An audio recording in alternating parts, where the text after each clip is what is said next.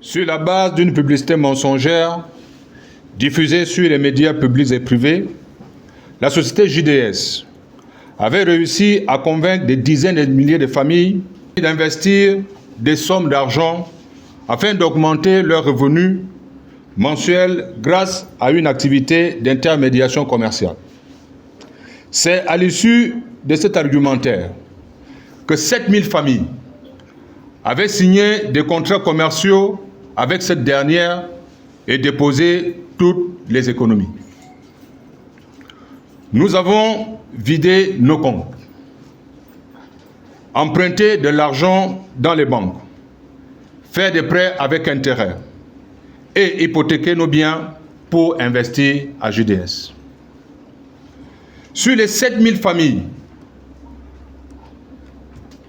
notre groupe comprenant 347 familles a investi au total une somme de 1,356 milliard de francs CFA.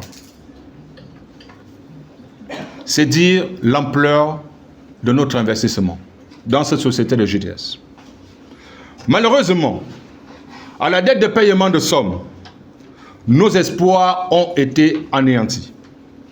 Lorsque nous apprenons que la société JDS avait utilisé nos fonds à des fins personnelles de son gérant, M. Landry Essa. Ce, au détriment de son argument de l'intermédiation commerciale avancée. Toute chose qui ne lui permettait plus d'honorer à ses engagements de départ, encore moins de rembourser nos capitaux investis. De sorte que depuis lors, le quotidien des épargnants que nous sommes se résume ainsi qu'il suit. Enfants déscolarisés, insolvabilité bancaire, loyer impayé, hospitalisation pour hypertension de certains partenaires, décès également pour certains, réduction de charges alimentaires, dislocation des familles par des divorces, endettement des familles, exposition à des poursuites judiciaires pour non-paiement de sommes empruntées, arrêt de chantier de construction, licenciement pour improductivité dû au traumatisme causé par les pertes de sommes. Mesdames et messieurs les journalistes, cela fait aujourd'hui 2 ans que notre procédure est devant un cabinet d'instruction.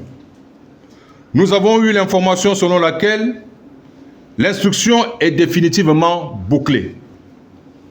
À cet effet, nous interpellons solennellement Messieurs le procureur de la République et le président du tribunal de première instance de Libreville de bien vouloir, dans les meilleurs délais, fixer le jour de l'audience où notre procédure sera examinée au tribunal de Libreville. Mesdames et messieurs, des dizaines, des centaines de pères et mères de famille se sont constitués partie civile. Et nous comptons sur la justice de notre pays. Je vous remercie.